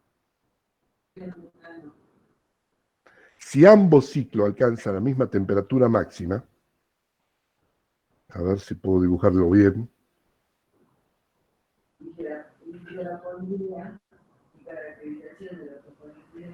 ¿Sí? Entonces, ahora lo que tienen en común los ciclos en la etapa esta es el punto 3.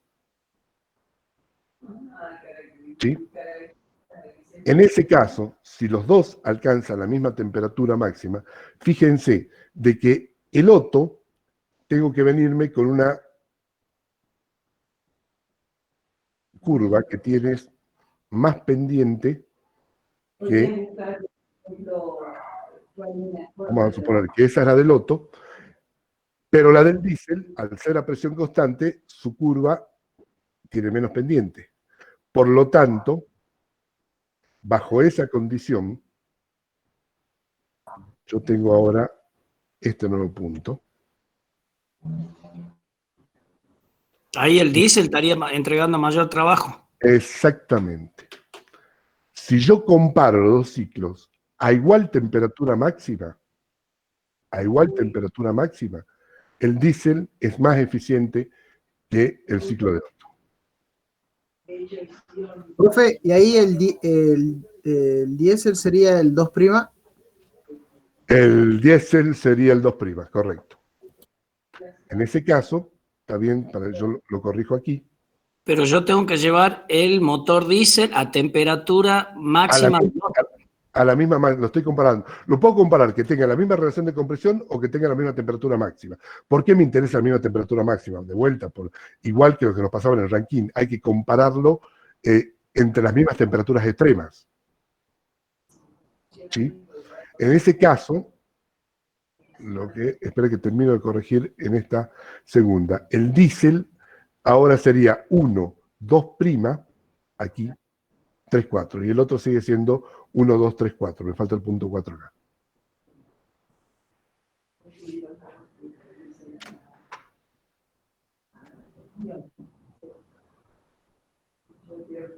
¿Se entiende? Un tema, siempre está la duda cuál de las dos tiene, en un diagrama TS, cuál de las dos curvas tiene más pendiente, si la de volumen constante o la de presión constante. Por ahora, por lo que ustedes saben, eso lo pueden resolver de la siguiente forma. ¿Sí? Fíjense que si yo estoy en un diagrama TS, ¿sí? ¿Cuál sería la curva, la pendiente de la curva? Sería La pendiente, en el caso de un diagrama de Otto, la pendiente de la curva B constante sería la derivada de T respecto de S, porque estoy en un diagrama TS, a B constante. Esto es para el Otto. Para el diésel, lo hago en otro color, sería la pendiente de la curva P constante. La pregunta, ¿cuál de estas dos tiene mayor pendiente? Bueno, ustedes se acuerdan de la definición de CP y CB, que la habíamos dado ya. CP era T por la derivada de S respecto de T a P constante, y CB era igual a T por la derivada parcial de S respecto de T a B constante. Si ustedes, viendo esta definición, la derivada de T respecto de S a B constante es la temperatura sobre CB. De acá, de la definición. Y en este caso es T sobre CP. Si CP, ¿cómo es CP respecto de CB? Mayor. CP es mayor que CB, está R en el medio. CP es igual a CB más R para un gas ideal. ¿Sí? Si CP es mayor que CB, significa que las pendientes, ¿sí? La pendiente de una isocórica en un diagrama TS es mayor que la pendiente de una isobara en el mismo diagrama. ¿Por qué? Porque CP es mayor que CB y ambos están en el denominador.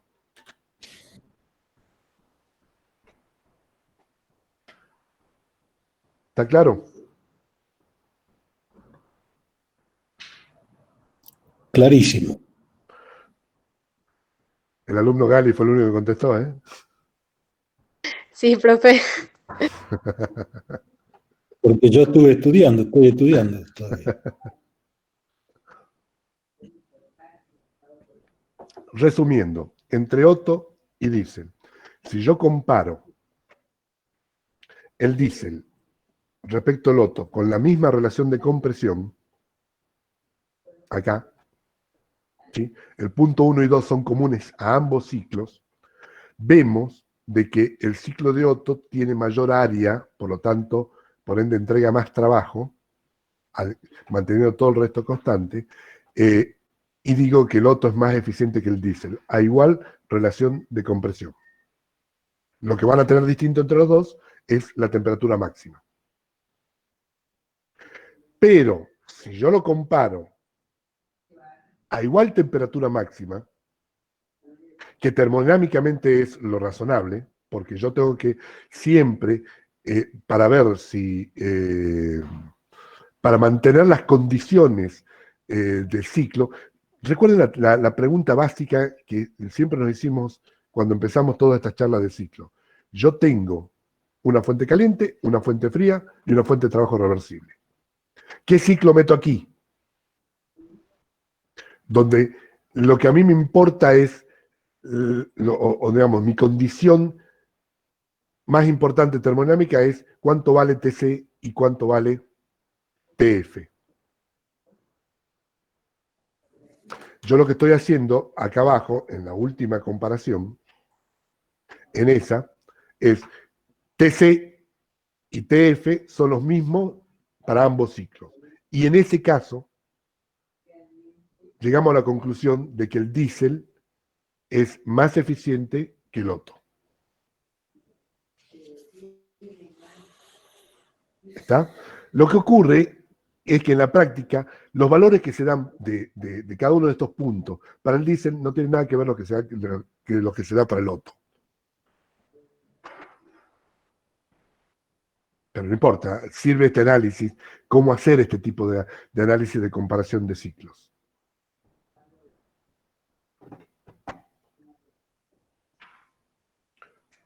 Bueno, quedan 15 minutos para las preguntas. Con ese análisis, ¿puedo llegar a la conclusión de que el ciclo Otto es más eficiente que el ciclo diésel? ¿Cómo? Con ese análisis que acabamos de hacer, podemos decir que el ciclo Otto es más eficiente que el ciclo diésel. No, al revés. A igual temperatura máxima, es más eficiente el diésel. Entrega más trabajo. Ah, bien, bien. Pero tiene que llevar a la misma temperatura. Tienen que llegar a la misma temperatura, las temperaturas de la fuente. En el caso del Otto, el Otto es más eficiente si tengo la misma relación de compresión. ¿Está? Oscar, Sí. antes de terminar, les recomendamos que lean del Kirijin, que estudien. Esto está en el Kirijin bastante bien, Bien. pero que vean el ciclo mixto que está en estos dos, que bueno, alguna vez nos dijeron, bueno, pero ese ciclo viejo, qué sé yo. Ahora el Prius, el Toyota Prius, el híbrido, el motor de combustión que tiene, aparte del motor eléctrico, utiliza un ciclo mixto, el ciclo de Atkinson. Así que vuelve a ser importante. Así que mírenlo en el Kirijin y en la clase que viene le consultan al profesor. Ahí tienen un ciclo mixto. Muy bien. Esto está sacado del Senkel de vuelta. En ciclo mixto, ¿qué se hace? Recuerden de que si yo tengo el Otto sería hasta el punto X digamos, un poquito más arriba en realidad. ¿Sí? Tengo una etapa isocórica primero y una etapa isobárica después.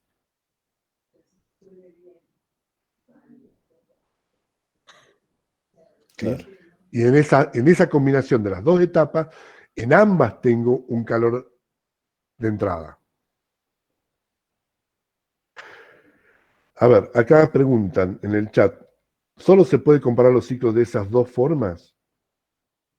Teniendo relación de compresión y temperatura máxima. Y digamos, desde el punto de vista termodinámico, para mí la mejor forma de compararlo es con la misma temperatura máxima. Pero también es cierto de que como uno define el parámetro de la relación de compresión, define la eficiencia de un motor, que aparece en ambos ciclos, la relación de compresión, uno puede decir, bueno, a ver, si mantengo la relación de compresión, ¿cómo me da un ciclo respecto de otro? Si mantengo la temperatura máxima, ¿cómo me da un ciclo respecto de otro?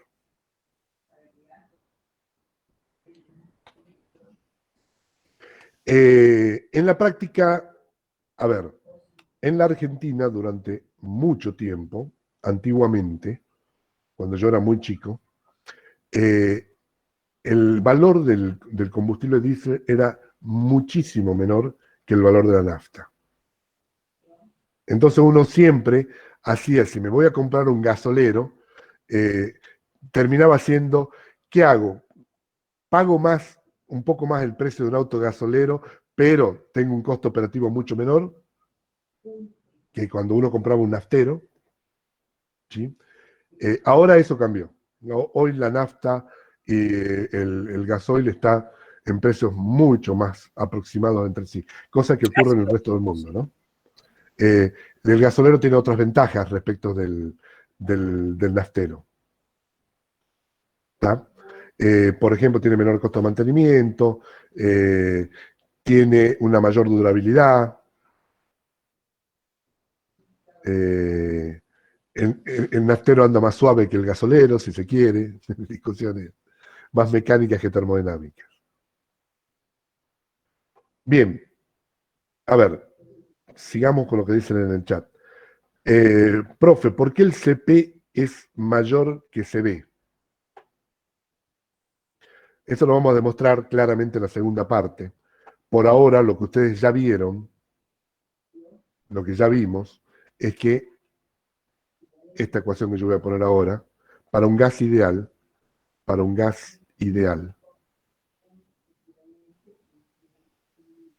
CP es igual a CB más R. ¿Está? Como R es una constante que es positiva, claramente el CP es mayor que CB. De hecho, la relación CP sobre CB para un gas ideal es 1,4. Bueno, A ver, sí. intuitivamente, el CP o C es la cantidad de calor que hay que emplear para elevar un grado la temperatura del gas. Si yo estoy trabajando a volumen constante, el volumen fijo, seguramente tengo que entregar menor cantidad de calor para elevar un grado centígrado. Si estoy trabajando a presión constante, mientras yo le estoy entregando calor, seguramente el sistema se está expandiendo. Y entonces parte de ese calor se me va como trabajo, ¿no? Por eso el CP es más. Eso desde el punto de vista intuitivo. Así es. Está buena la pregunta. Está buena la pregunta. Pensar también de esa forma. Bueno, a ver. Me preguntan qué otros ciclos más hay. Hay un montón de ciclos, digamos. Acá lo que más nos interesa, digamos, ¿por qué vemos Rankine, Otto y Diesel? Porque son los ciclos más utilizados. Pero está Brayton, yo tengo acá el ciclo de Brayton, denme un segundito. Está Stirling, está Ericsson. En esta etapa, lo que a nosotros nos interesa es que ustedes entiendan la metodología de análisis de un ciclo termodinámico. ¿Sí? Si yo, acá, por ejemplo, yo le he puesto una comparación entre el ciclo de Carnot, A es un ciclo de Carnot, en un diagrama TS y en un PV, que está compuesto, como ya vimos, 2 isotermas y 2 adiabáticas. Un ciclo de Stirling está compuesto por 2 isotermas y 2 isocóricas.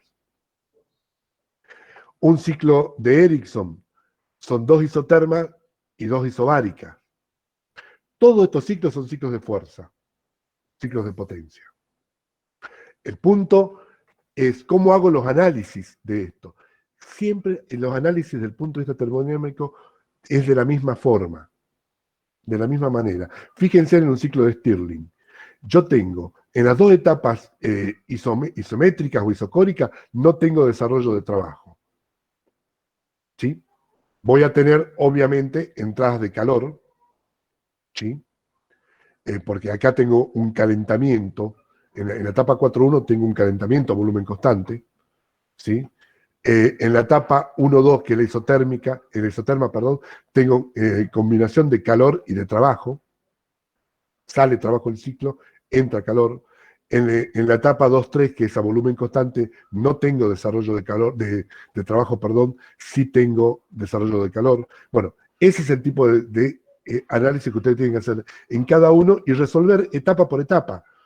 Ustedes están en condiciones de resolver cómo es el calor intercambiado, conociendo los puntos 1, 2, 3 y 4 de un ciclo, o sea, los puntos de las etapas del ciclo. Ustedes pueden saber en cada etapa qué calor desarrolla y qué trabajo desarrolla, si lo consideramos gas ideal. ¿Sí? Entonces, lo que ahora nos interesa que ustedes comprendan conceptualmente es cómo hago esos análisis. ¿Sí? El ciclo de Brayton, yo creo que lo tengo por acá está.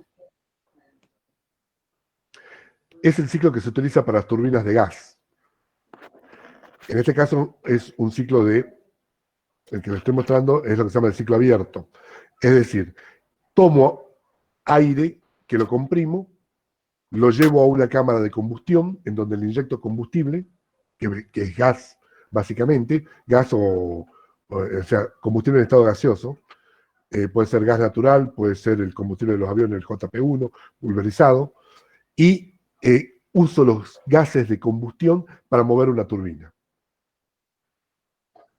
De ahí saco un trabajo de la turbina, parte de ese trabajo lo uso para mover el compresor y tengo los gases de escape. ¿Está? Esto es un ciclo de Brayton que se traduce, a ver,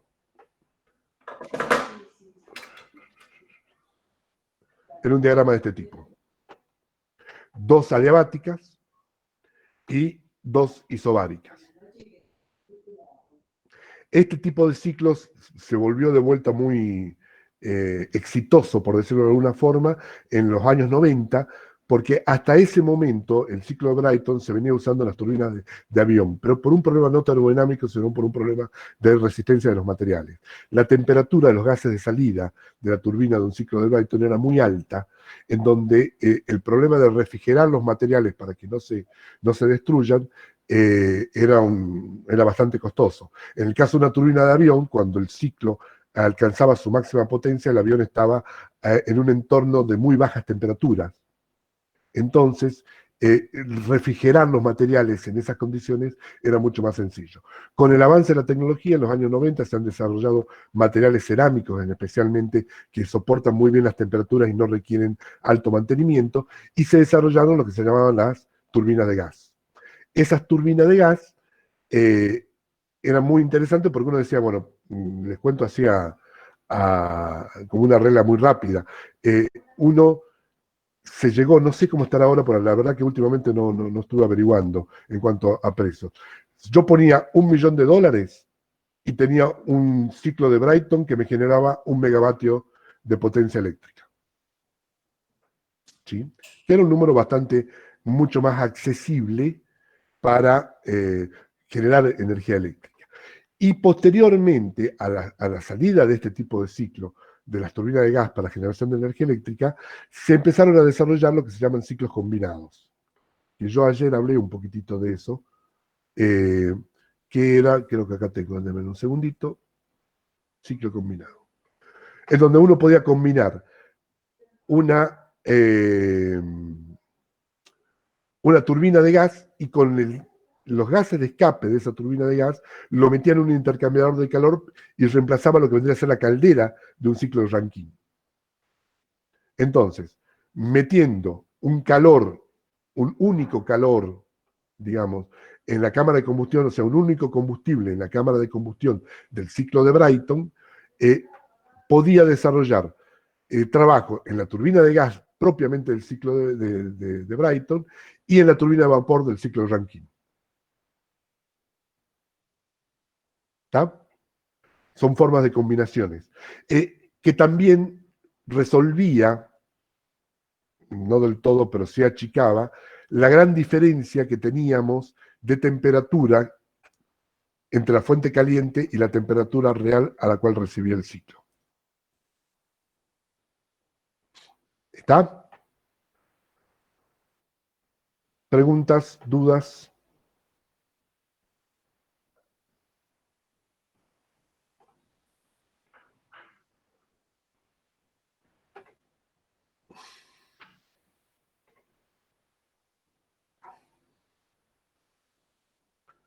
Bueno, si no tiene más dudas, No quieren, se sabe tienen todo. miedo que le empecé a hablar de dinámica. No se asusten, ni yo ya me acuerdo de eso. Bueno, continúan mañana con la práctica, con el ingeniero Castillo. Ustedes se encargan de avisarle al ingeniero Castillo de que el parcial se lo puso para el día lunes 12. ¿No es feriado? Puede ser, sí, claro. ¿Cómo me estafaron? Eso es una estafa lisillana. El lunes 12 es día de la antigua Día de la Raza. Sí, Día de la Diversidad Cultural. Van a rendir un martes 13, muchachos, yo lo siento. Pero no lo veo como feriado en el calendario acá. Pero debe ser. Sí, es. Esto se llama estafa lisillana, por no decir otra cosa. Bueno. Como feriado. Ok. Ya está, tienen un día más para estudiar, muchachos. Y no me interesa que sea martes 13 para rendir. Yo sé que ustedes no son supersticiosos. Y usted no es el que rinde, así que no hay problema. ¿Cómo? Usted no es el que rinde, así que no hay problema. No, yo no soy supersticioso, así que no tengo ningún drama. Bueno. Perfecto. Bueno. Quedamos entonces hasta mañana con la práctica y conmigo se verán nuevamente el día lunes. Ya vamos a organizar las consultas para el parcial. Insisto, Bueno, estudien, todos. empiecen a ver práctico por práctico, vayan viendo, leyendo la teoría y vayan resolviendo los prácticos. Es altamente aconsejable, después no queremos quejas. Estuvo muy lindo el programa Autotécnica con el ingeniero Garibaldi. Ay, Dios. Bueno, muy bien. Profe, como dijo anteriormente, a mayor área tenemos más trabajo. Sí, claro, un ciclo, digamos, el área encerrada, eso lo vieron en el práctico número 1 o 2. El área encerrada en un ciclo representa el trabajo. ¿Sí? Por eso, lean de vuelta los prácticos, no se me olviden.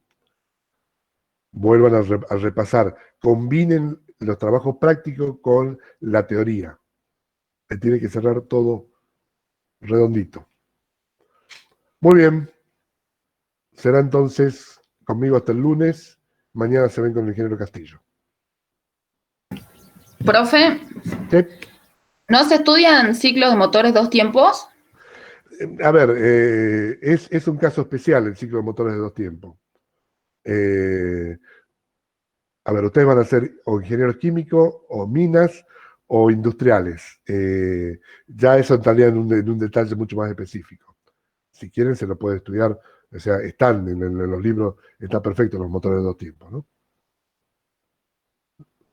No van a diseñar una moto.